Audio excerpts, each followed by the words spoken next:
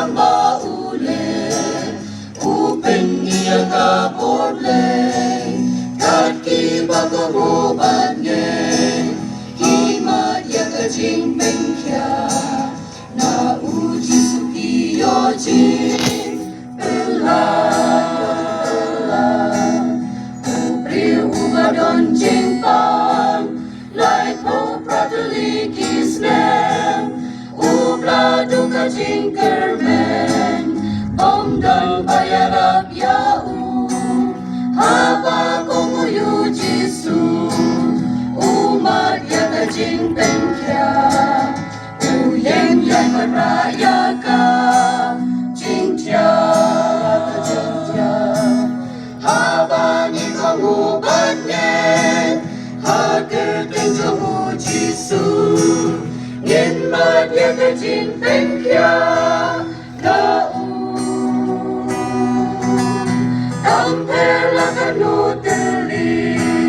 Kisnem wilayah jenjar Jisu udang kaborban Belan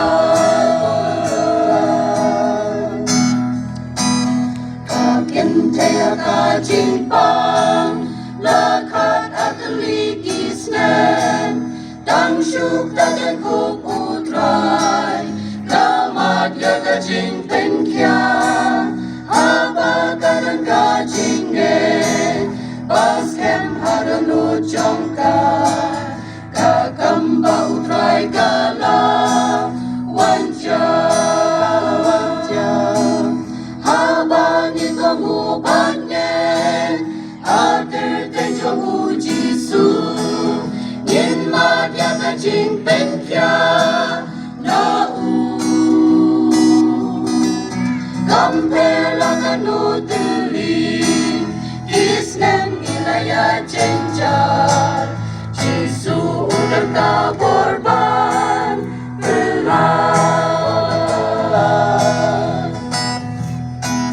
Abalawan lam syau Yau babang yak silyang Jisu uyo ijingnya